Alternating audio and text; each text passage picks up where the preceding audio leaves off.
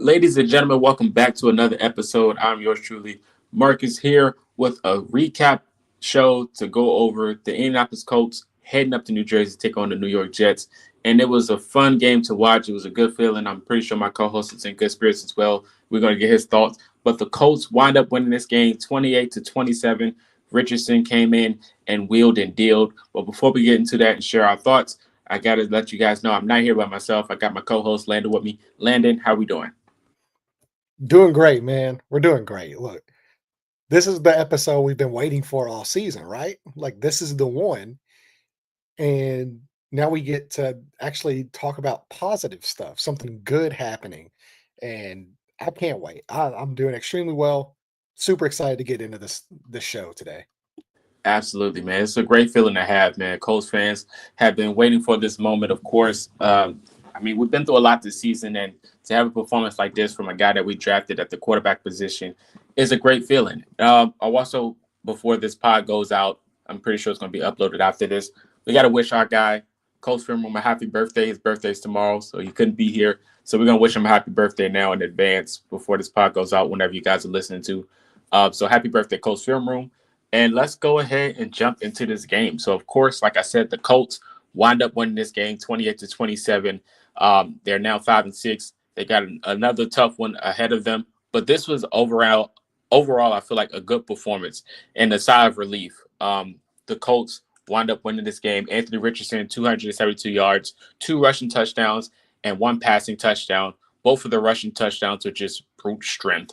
And we can go ahead and talk about the offense going into this segment because that's pretty much the cream of the crop. But the offense, pretty much 332 total yards. They had 241 passing yards, 91 rushing yards. We didn't get Jonathan Taylor to go out there and flourish like we wanted him to, but Anthony Richardson pretty much did the damage through the air, and that's pretty much a good sign. We've seen a lot of progression and growth from his time from the last time we've seen him. I think we can all attest to that. But he had a lot of bright spots and moments in this game. A lot of good passes. The explosive plays came back.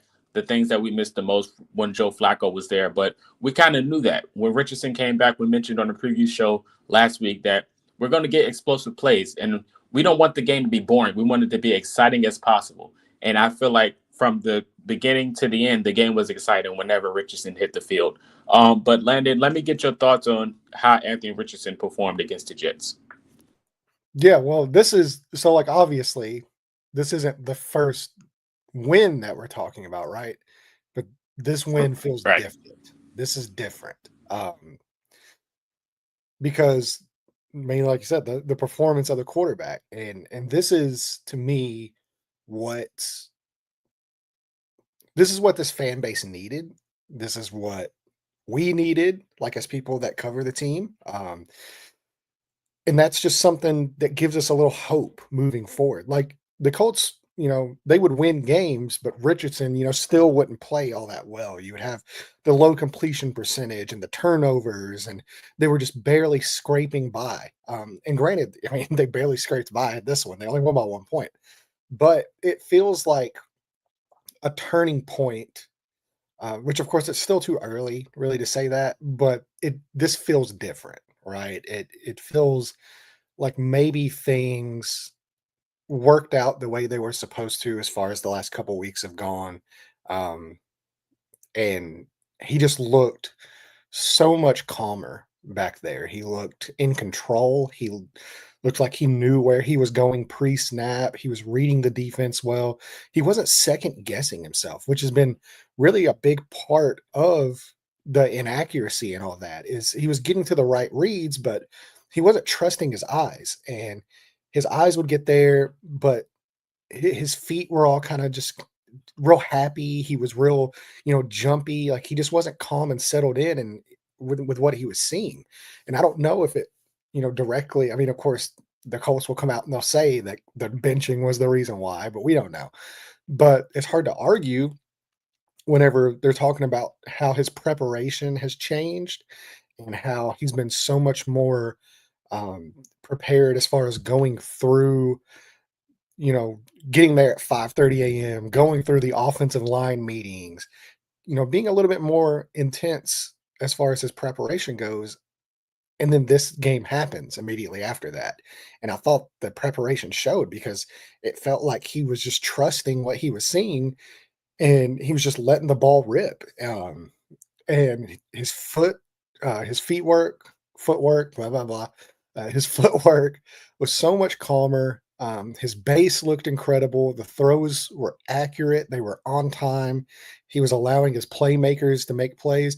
And really, it was in like the intermediate area, which is normally where he struggles. Like he hasn't been honestly terrible in the short game, like the 1 to 2 yard, the screen passes, kind of stuff like that. He hasn't been bad, but it's really been between that like 5 to 15 yard range is where he struggled at for most of the season.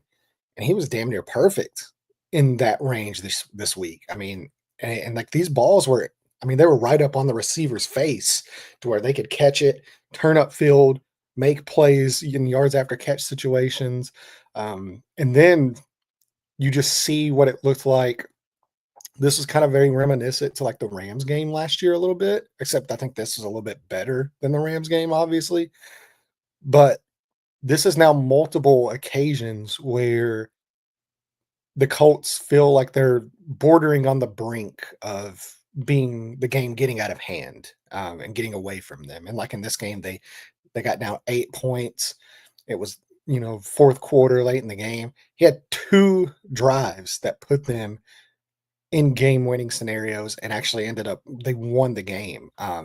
And for a guy that young who's still only 22, and I know we say this just about every show, he's still so young to show that kind of poise in the face of adversity, with everything he's dealt with the last 2 weeks, being down late in the fourth quarter, all that kind of stuff, for him to basically put this team on his back, with some help from some really talented players like Josh Downs, of course, who had a fantastic game. But um, for him to put this team on his back and go out and get the win, I mean, yeah, it speaks so much volumes. I'm so happy for him. I'm happy for this fan base. I'm happy for us as we talk about it. Like, man, we needed this bad. And I can't overstate. I've probably watched. This is the first time this year I was like so excited to actually like dive into the tape, right? And I think I've watched the all 22 of this game probably like 8 times at this point, just trying to just continue to hold on to that feeling of like, this is what a franchise quarterback looks like. This is what a number 4 overall pick looks like.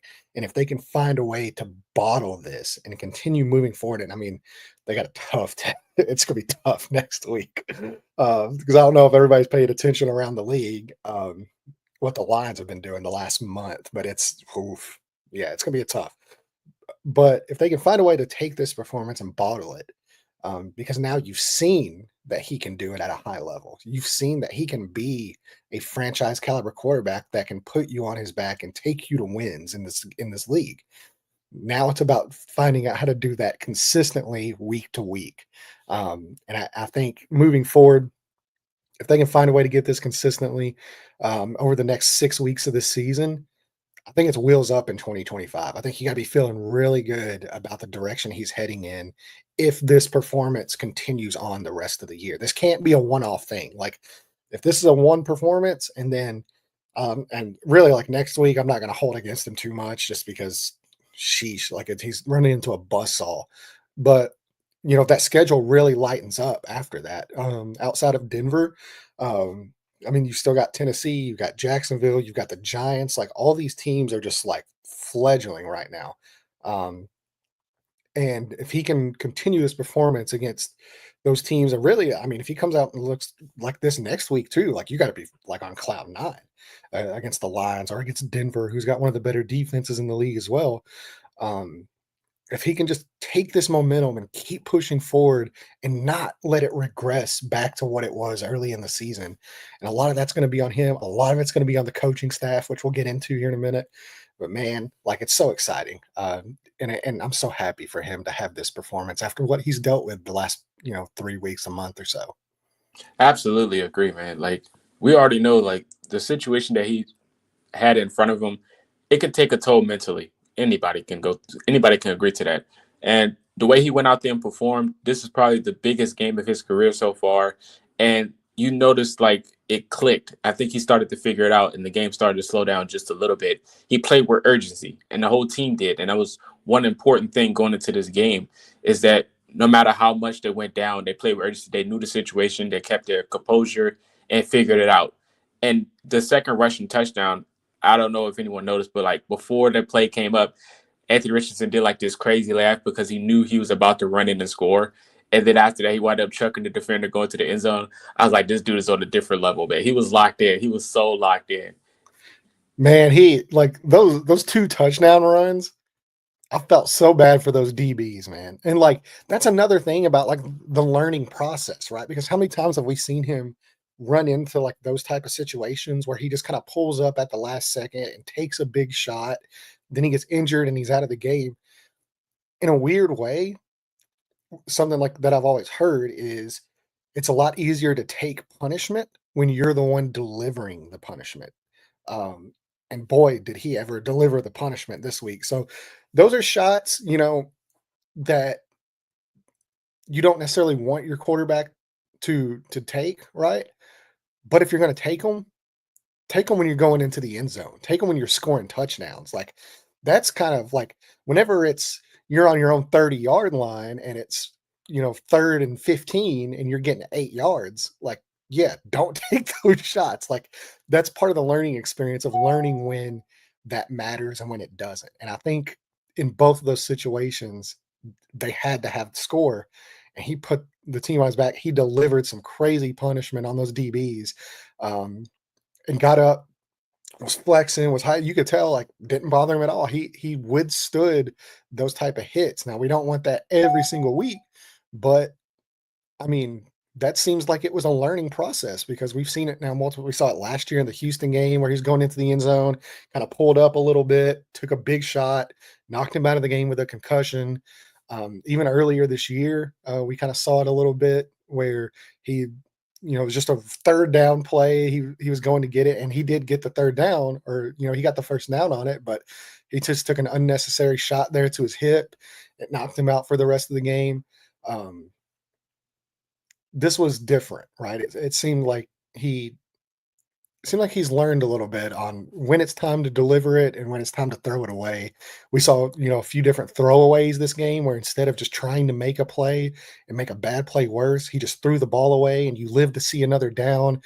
And then, of course, he ended up converting those to first downs and big moments.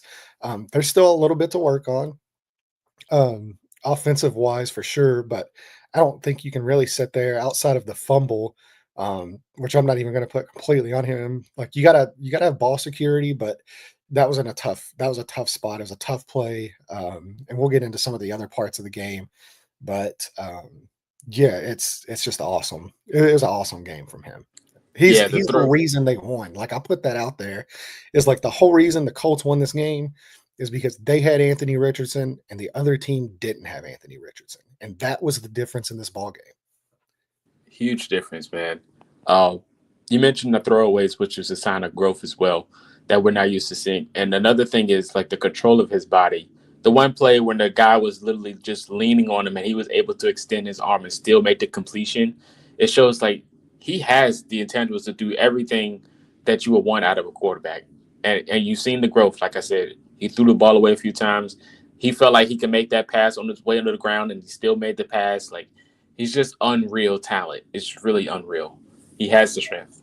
Where you've seen like so that's been like the biggest disconnect, right? Is like you've seen the flashes of those plays just about every single game. He makes a play like that. But really what has really sunk him has been the easy stuff, making the easy play, making the easy read, getting the ball out on time and accurately, like just normal quarterback stuff. That's kind of where he struggled. And he didn't struggle in that this week. And in fact, he excelled at that stuff this week. And this is what you can see whenever he can still go out and make those great plays with his legs. He can still go out and make those plays where he's got a defender on him and he stiff arms him and throws the ball away. He can still make these type of plays, but he makes the easy stuff as well. And that was the difference in this game is he was making the easy stuff. And if he learns, and this is what we said whenever we drafted him, is we knew the ceiling was high. We knew the special playmaking ability was there. That was never a question. But it was a matter of can he do the easy stuff, the every down stuff, the elite intangible quarterback stuff where he's able to diagnose defenses and get the ball out quick and get his footwork right and get the ball out accurately and stuff. If he can learn to do those, it's almost unstoppable. Like you can't stop it at that point. And I think um that was kind of the gist of this game is like once he's learned or once he not necessarily learned, but like once he got to the point to where he was doing the easy stuff in this game at a high level, they couldn't stop him. And it was late in the game. I mean, and you knew they were going to throw the ball because the run game wasn't working all day. Like they could not get the run game, mainly due to the offensive line play. They could not get the run game going. And you're down 8 late in the game, and you know they're going to throw the ball and they couldn't do anything about it. They couldn't stop him, whether it was running at the goal line, whether it was throwing the last, 2 offensive drives when they knew that he was going to throw the ball, they couldn't stop it.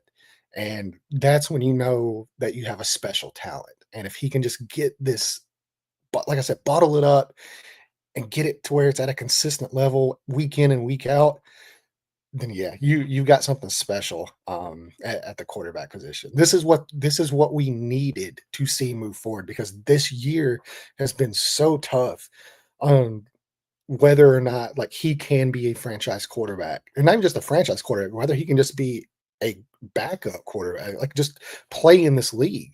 You saw some flashes last year, but this year you haven't really seen it. And this answered so many questions that so many people had, and it's just exciting. I'm super excited. I can't wait. Yeah, hopefully there's a lot of apologies going out there for everyone that pretty much canceled him out so early. He pretty much shut most of those haters up after this game. Um, a lot of them Well, he didn't switched shut them gears. up. They just moved the goalposts. Yeah, they moved the They're goalpost. still chirping on the internet, but I think I think after this week, whenever they're still talking, I think people now have kind of learned like, okay, we don't need to listen to these people. Like they don't know what they're talking about. Right. Hey, man. We mentioned earlier about the handoff situation with the fumble. We can go ahead and switch gears and talk about the offensive line performance. Of course, they had a rough week. 3 rookies on the offensive line. They had some solid reps, but most of the day it was just pretty brutal. But a lot of people seem to forget that the Jets probably has one of the best defensive lines in the NFL. You could argue with the wall, in my opinion. Like they said, one of the sack leaders is on that side of the football too. But that defensive line put a lot of pressure on him. And that's when you give the credit to Richardson as well. With all that pressure and everything, he still took his time and was composed and still good to make those passes. Like I said, it was brutal. We kind of expected that going into this week, going up against this Jets defensive line. So none of that really shocked me performance-wise going up against going up against those studs on the other side.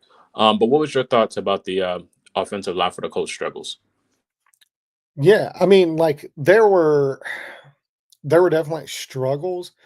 And I thought this would be a tough matchup because we did talk about it on like the pre-show about this being a really tough matchup for these guys. I didn't think it would be quite this bad though. Especially from some of the other guys like Matt Gonzalez. I thought he had a really good day. Like not great, but it was good. Quentin Nelson, really good day. Braden Smith, I thought he had a decent day. And like this is all in pass protection, right? Um, Tanner Bordellini, we kind of saw him look like a rookie, and Dalton Tucker looked borderline unplayable out there this week. I mean, he almost single-handedly sunk this offense this week. It was really, really, really bad. Um, but that's the ebbs and flows of. I mean, you're starting an undrafted rookie free agent at guard. Like he's gonna have stinkers like this. Like I said, I didn't expect it to look that bad, but majority of the season, he's kind of looked okay in that role. Like he hasn't been, Will Fries, like who was playing like one of the best guards in football, but he hasn't been a liability. And this week he was a liability. So you hope that gets cleaned up. It's not going to get any easier next week. but where they really struggled at to me was in the run game. And a lot of that had to do with what the Jets were doing in that game. Like they basically came out and said, like, we're going to let everybody but Jonathan Taylor beat us. They were throwing, safeties down in the box. Michael Carter was coming on blitzes. Like they were bringing pressure that entire game in the run game. They were not going to let Jonathan Taylor beat them. And I think a lot of that is what opened up, the passing lanes for Richardson, because once again, with Richardson being a guy that can beat you himself with his legs, you have to stay disciplined on him. And when a linebacker has to hold his position because you're scared he's going to take off, it allows some of those passing lanes to get open. And he was hitting those at a high level this week. And so that's kind of like the saying, like, damned if you do, damned if you don't. This is what it looks like. Where, yeah, go ahead, take away the running game, send all your resources to stop Jonathan Taylor and stop Anthony Richardson from taking the game over on the ground. That's fine. We'll live with that because we're just gonna whoop you through the air and you can't stop it. That's what it was this week. And so we'll see if teams adjust moving forward. I have a feeling this is probably what they're going to still continue to ask. They're going to make Anthony Richardson beat you through the air. That's how you beat this team, is by making him throw the football. But if he's going to throw the football like this, it's not going to matter. And yeah, it's offensive line's got to be better. I think they will be, especially like hopefully we get Ryman back this week. And then Gonsalves has been really impressive this year. Like I think it's really underrated. Not a lot of people are kind of talking about the job that he's done, having to step in short notice, multiple games this week or this year. But he's performed really, really well. I think this could even be a situation like maybe they look at, if we are going to play our 5 best guys out there, we have to find a way to get Gonsalves on the field. He's a guy that has positional versatility. So maybe you do look at a couple different things of maybe you throw Gonsalves in at right guard for Tucker and get him on the field. Maybe you even move Braden Smith over at right guard and throw Gonsalves at right tackle. Personally, I probably wouldn't do that because Smith has been playing right tackle at a high level. So I would probably keep him out there. But yeah, I mean, if you want your 5 best guys on the field, to me, Matt Gonsalves has been one of their 5 best offensive linemen. And I don't really understand how you just, if Ryman comes back, you just take him off the field and he's just not playing anymore. I think there's a shot that maybe they find a way to get him on the field, even with Ryman coming back, hopefully this week, because they're going to need him for sure this week. So, yeah, offensive line's got to be better. But whenever you have a quarterback that can avoid sacks, avoid pressure, the pocket awareness that he has was just on display basically the entire game outside of just a couple plays, which those couple plays were pretty detrimental, right? You put the ball on the ground. But outside of that, yeah, Anthony Richardson got him out of a lot of bad situations. And that's just something that he's been able to do. He even did it in Florida at a high level. He's done it from the moment he's been in the NFL at a high level. That's something that you're never worried about with him. Absolutely, man. Yeah, the offensive line, I'm pretty sure they'll figure it out. Like I said, it was just a rough week going up against them. It's not going to get any easier, but the pain and bruises you take early, it'll just make you better in the end. Anthony Richardson being amazing with the struggles of the offensive line. Got to get credit to the receivers as well. We mentioned Josh Downs, Alec Pierce, big play after big play. I think he averaged 24 yards per catch. A.D. Mitchell had 1 rep, but it was a good rep. But the receiving room, they did slight favors for Richardson's progressions this week, which was a good thing. They caught a lot of footballs, especially on Reggie Wayne's birthday. So happy belated birthday to Reggie Wayne if you guys did not notice. But what was your thoughts on the wide receiver room and their abilities to catch the football? Yeah, I mean, they still had 3 drops in this game. And one of those drops with Pittman, that was a crucial drop that could have led the points there at the end of the half. Yeah.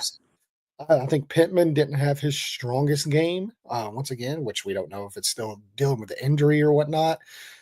I think this was one of my biggest worries about this game with Pittman coming back was that A.D. Mitchell would go right back to being on the bench. And that's exactly what happened. Yep, need more A.D. Mitchell. I agree. You you can't go back. I know we talked about this too last week. Like, you can't put that guy back on the bit. Like, he has been too good at getting open. We saw it this week. I mean, he had Sauce Gardner in like hell. Oh, like, Purgatory. yeah, like he was cooking him out there. You got to find a way to get AD Mitchell on the field. You just have to. And right now, I would borderline say, as much as I don't like it, because I love the guy, but I don't know if it's due to injury. I know you're paying him a lot of money, but Pittman, I mean, like, at some point, he's got to produce like a number one wide receiver, and we haven't seen it. And if he's not going to do that, then maybe you need to look at cutting into his reps. Maybe you need to look at putting AD Mitchell out there more in passing situations, and letting him go to work, because you can't take Josh Downs off the field. You can't. He's too crucial right now. He's too good. He's the outside of Jonathan Taylor, Josh Downs is the best player on this offense. Not regarding Quentin Nelson or anybody like that, but just skill position players. Josh Downs is the second best player on this offense. I think maybe you just kind of cut back into Alex stuff a little bit, maybe cut back into Pittman's a little bit. Like, you've got to find ways to get AD Mitchell on the field and get him the ball. Because the guy just gets open at such a high rate. Yeah, we'll see. But other than that, yeah, I thought they did a really good job for most of the game. Outside of, those few drops, they went out and they made plays, and Josh Downs specifically, like, this whole game was Anthony Richardson and Josh Downs being better than anybody on the Jets defense. And Josh Downs is just continued. Like, it doesn't matter who the quarterback is. Like, yeah, Josh Downs is just an incredible player. I was so happy. I mean, you knew how excited I was when they drafted him. Like, I mean, he was a top 30 player for me on my board. The fact that they got him in the 70s, I thought was just like borderline criminal. I don't know how he was there in the third round. He should have been a first round player to me. And I think he's proven that on the field every single week that he's been out there. That he's one of the best players on the field at any given moment. So yeah, it's heck of a job from Josh Downs. We don't win this game without Josh Downs. You got to get AD Mitchell on the field. You just have to. He's got to be out there more. Before we talk about Shane Steichen, I have the question. You get to choose one or the other. Hanky play calling or more wide receiver screens from Michael Pittman Jr.? Oh.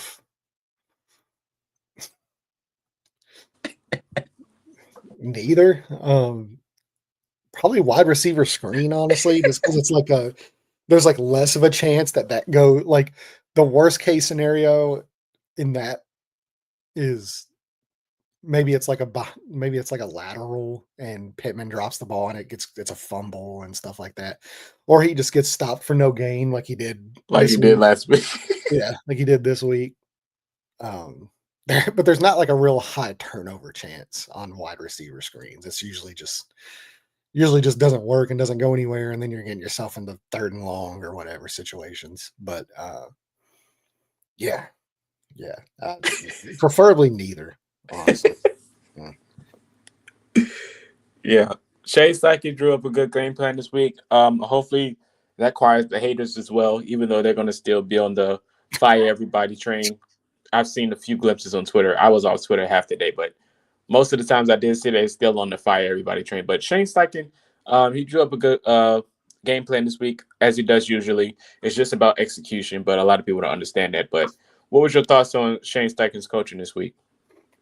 Yeah, well, I mean, like, I do believe like the play calling criticism has been warranted for much of this year, right? Like, he's continued to like make Richardson into this drop back, deep passing game with like really low completion percentage, shot plays, and like that's just not it. And we said it multiple weeks. I said it on Twitter, I said it on the show, I've said it here. It's like none of what Richardson did as far as his benching, his preparation, all that kind of stuff, none of that matters if they continue to roll out the exact same offense for him that they did the first 8 weeks of the season. Like, none of it matters. They didn't do that. They've learned their, like this, to me, This is the perfect game plan for Anthony Richardson.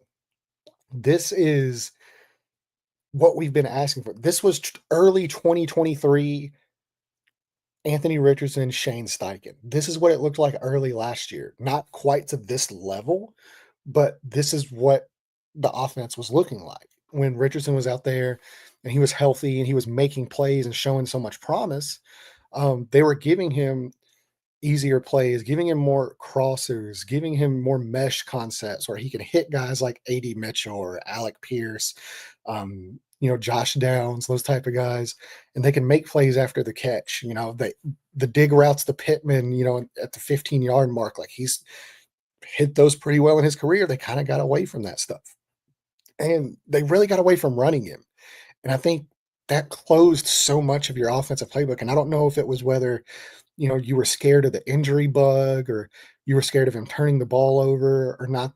I don't know why they got away from it, because early in the year, you heard Shane Steichen at camp. He said, if we take away his running ability, that's like asking Steph Curry not to shoot 3-pointers. And they took away his running ability. So, I mean, they basically asked Steph Curry to not shoot threes for the majority of this year. And this week it was like, Curry had the green light. And I believe I was looking it up, and I think through the first like 6 weeks, he was averaging like 6 runs per game, not just designed runs. This was scrambles, runs. He was averaging 6 per game. We've harped on it that's number's got to be higher. You've got to get him on the move more. He had I think he had like 6 or 8 in the first quarter in this game. The first play of the game was a designed quarterback run. Like, and when you do that with, like, it seems like Anthony Richardson is a guy that whenever he does go out there and runs the football early, maybe takes a little bit of a hit. Like Andrew Luck was like this too. Andrew Luck always said getting sacked for the first time calmed him down, and it kind of put his brain into a mode of like, hey, I'm in a football game. I need to lock in. And he said he always wanted to get that first hit out of the way early on in a game, because it unlocked something in his mental that gets him into a rhythm and gets him into the game every Sunday. And I think Richardson's kind of a lot like that, where I think once Richardson, gets the first carry and gets the first hit out of the way, I think it just gets him amped up. It gets him ready to play football, and it gets him locked in. And instead of, making him drop back 35, 40 times a game, he had 30 passes in this game, and they ran the ball 13 times. I believe it was 13 carries is what he had. They doubled what he has normally been at for the majority of the year, over doubled technically. But I think this is the game. Like, this needs to be the game plan moving forward. Like, you got to get him on the move. You got to get him, even not even just scrambles, but even on some of the passes, they were getting him out of the pocket. They were resetting the launch point. They were getting him on the move. I thought one of his best balls of the day was on that, third down to Mo Alley Cox, where he was scrambling out of the pocket to Beautiful his catch right. too. Yeah. Yeah. Great catch from Mo for sure. But, they were doing a really good job of not allowing him to be just static, standing in the pocket, passing the football. They had more RPOs in this game, which is something that Colts film room called for. Wanted to see more moving forward, was more RPO game. They had that this week. This was the game plan, and this was the offense that we envisioned when you drafted Anthony Richardson. It's like, this is what we wanted to see on Sundays. For whatever reason, nobody knows. They got away from that for basically this entire year, but they went back to square one like they did early last year in 2023, and you saw it. You reaped the results. So I think moving forward, like, as much as we say Anthony Richardson can't go backwards and can't regress and has to keep this momentum and keep moving forward and progressing, the coaching staff has to do the same. Like, you had a great week. You finally got your quarterback to play like we've been wanting him to play, and you finally saw it was successful. You can't go back. Now it's time to move forward. We don't need to go back to what wasn't working. Facts. We got to keep the train going. Got to keep the train going, man. And it was 10 carries for Richardson. I wound up checking while you was talking. So it was 10 carries in 30 attempts. So it's pretty much in the same range. But before we talk about this defense, I got to ask you a quick question about one player on the defense. What was going through your mind when EJ Speed got that late flag when he flipped it? Well, it's not internet appropriate, right? Like I was so mad. I can't. It's like, what are you doing? I can't. All I'm saying, he's lucky it's only a 5-yard penalty instead of a 15. Like he's incredibly lucky. Trying to spot Roger some yards, man. Yeah, that's the type of stuff that bad teams do to lose ball games. That is why bad teams lose ball games. It's because of stuff like that.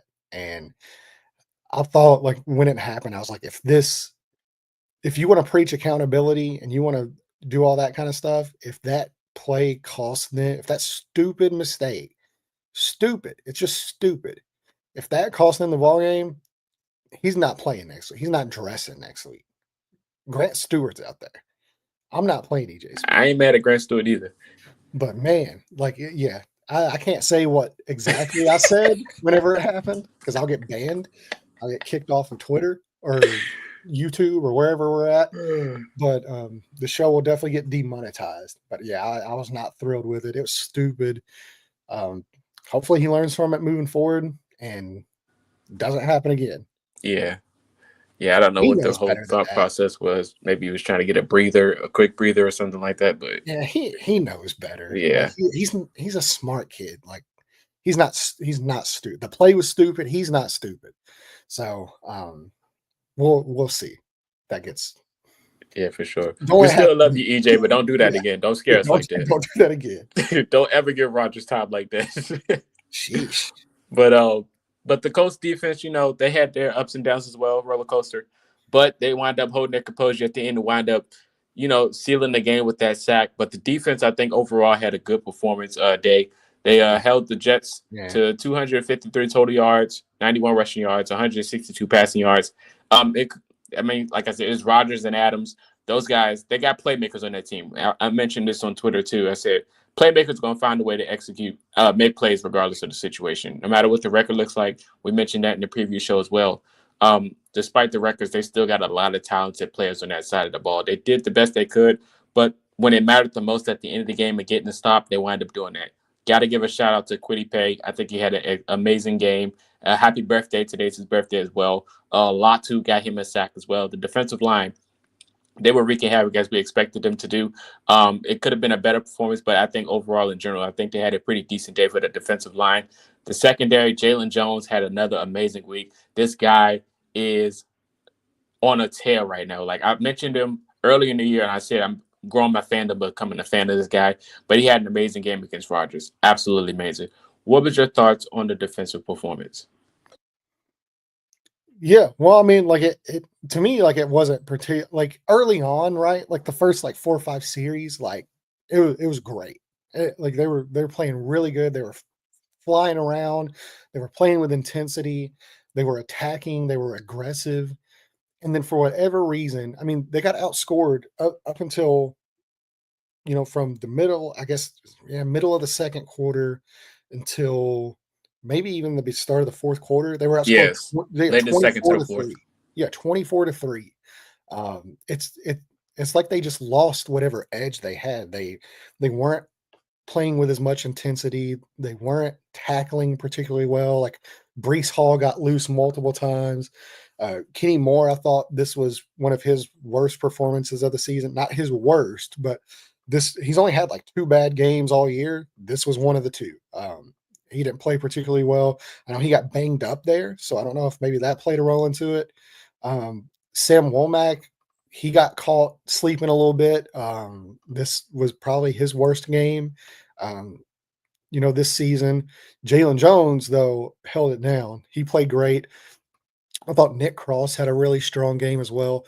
Julian Blackmon, for whatever reason, is not making an impact out there. He hasn't been good enough this year, and it's really weird to see with it being a contract year and the way that he played last year. It seems like he's regressed a little bit this season. He hasn't been the playmaker that we've needed him to be.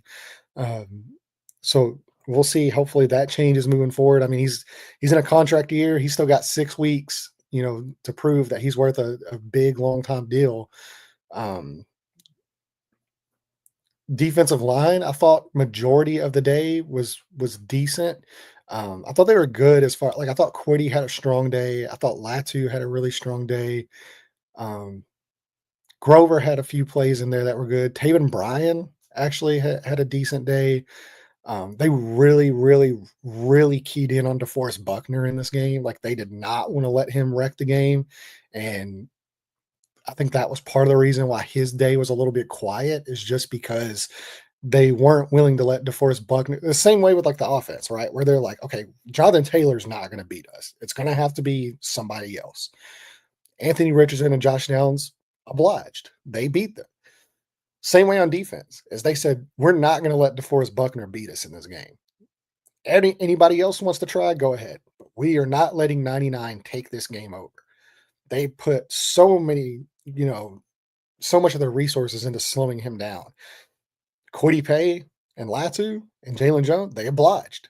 Those guys beat them. I thought Zaire had a really good game as well for him. Especially, man, like I'll say, like there was that fourth down play, right, where they were going to convert it with fourth down. They ran the tight end sneak. Zaire Franklin, Grover Stewart, DeForest Buckner. No, they had none of it. Like that was a monumental play in that game. And those guys shut it down. So yeah, overall, like I said, it needs to be better. Like they didn't allow the high yardage, and some of that was due to like the field position, right? With like the turnover, putting the Jets immediately in position to score. Then you had they punted from their end zone like 2 straight series and gave the Jets pretty decent field position as well. So you didn't have the high yardage days, but they're gonna have to get some stuff cleaned up. Like you can't start out, which I mean, if you are gonna do it, it's better to have the lapses in the middle as opposed like they started out really strong and they ended really strong. But that those lapses in the middle where they allowed 24 points there in the middle of the game. If you do that against teams like Detroit or even Denver coming up, like if you do that against those teams, you're not going to win the ball game. Like you have to play 60 minutes of high intensity football. You can't keep having the lapses where, yeah, we're starting the game out great. Yeah, we're ending the game great. But there's, a good 30 minutes in there where they look lost and they're not making plays and they're getting ran over. Brees Hall annihilated them this week. Um, really talented player Devontae Adams had a big week, which they did a good job of getting Devontae Adams kind of isolated in slot positions and getting him the ball out early, getting him matched up. I thought he gave Kenny Moore, as much as we like to say Josh Downs and those guys, like they were picking on Sauce Gardner. Devontae Adams was picking on Kenny Moore all day. And he's a great player. So, yeah, you can't continue to have the incomplete game. Like eventually at some point this year, as much as we want to say like as good as they've played majority of the year, or really not majority of the year, but like over the last, 5-6 weeks, they've been a lot better. But there's still so much to clean up. And we namely kind of focused on the third downs with them not being able to get off the field in third down situations and fourth down situations, and them still giving up a ton of yards.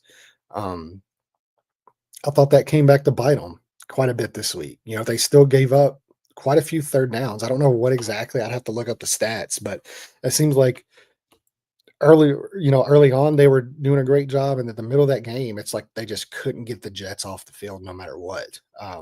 And yeah, if you do that against a team like Detroit, they're going to put up 50 on you real quick. And if you're not going to tackle and you're going to play lackadaisical, those guys they're going to put it on you because they play 60 minutes, high intensity. Dan Campbell, they played Dan Playing Campbell. Madden or Ricky. Yeah, like they play Dan Campbell football. And that means at no point in the game are they not trying to just absolutely kill you. And so I think that's what this team's really missing right now is like they're just missing that edge. And so we'll see. Hopefully they find it. Hopefully they find it this week. They better find it quick. The Jets were 4 for 13 on third down last week against the Colts. 4 for 13. Uh-huh. Jeez, that's better than what I thought it was. I guess I was Yeah. wrong. Yeah, which wouldn't be the first time, or the second, or the third.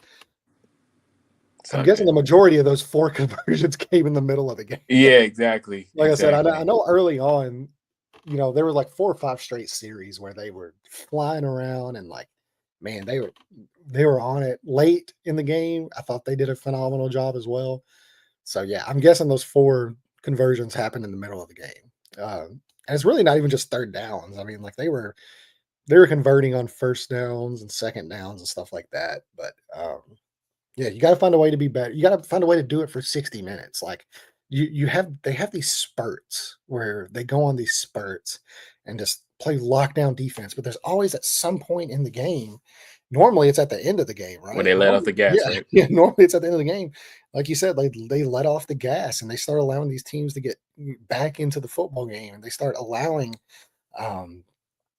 these teams to get comfortable and stuff like that. And it usually comes back to bite them. I know I wasn't the only one, right? Late in the game, that last possession, Aaron Rodgers got the ball. We're only up by 1 point. How many Colts fans were preparing for a loss at that point? Everybody was probably like, Rodgers had too much time. Yeah, exactly. It's like, great, the defense has got to shut this game out. We've seen this movie so many times where they just allow these easy completions, playing this zone defense down the field. They'll be in field goal range within 5 or 6 plays, and they'll kick the field goal and we lose this game. I know I'm not the only one. I know you're not the only one. Everybody was expecting it. Luckily, the Jets had some mishaps, and Kwity Paye ended the game. So we avoided another week of that. But there still seems to be too much of this. Whenever the Colts defense has to go out there and make a play happen in a crucial situation, everybody's expecting the worst. And that's because they've kind of programmed us to expect that they're not going to make the play. They're not going to do what needs to be done to win the ball game. They're going to be the reason why we let up. So, yeah, we'll see. We will definitely see, man. It's going to be interesting. Taking on the Detroit Lions next week, we would definitely give you guys a preview and our thoughts on how that game's going to go. It's going to be an interesting one for sure. Let's just hope they're not on rookie mode. But my motto, anybody can be beat any given Sunday. I'll say this too. In his entire career, and as a starter, Anthony Richardson has never lost a game that wasn't within 10 points. The biggest loss of his career has come within 10 points. Most of those are one possession games. So he never allowed, this would be the first time in his career that if it does happen that he's ever been blown out. They never get blown out. It's always these close one possession games.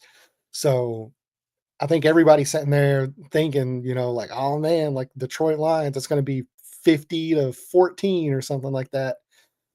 That's normally not the case with this team. They make you sweat it out. Cardiac Colts. That's what you always call them, right? Cardiac Colts. So they play in these close games, and Anthony Richardson, we saw it this week. I mean, we've seen it numerous times. He'll fight. They might not win the game, but he's never out of it completely. They're always a chance to win the game. And this was the first time to where it actually worked out. Interesting. I'm starting to. I'll save it for Friday. I'll save my thoughts for Friday. We got another show. Yeah, we got another show. But we appreciate all of you guys that tuned in this week to give your thoughts on this victory. It's a victory week, so you guys should be happy.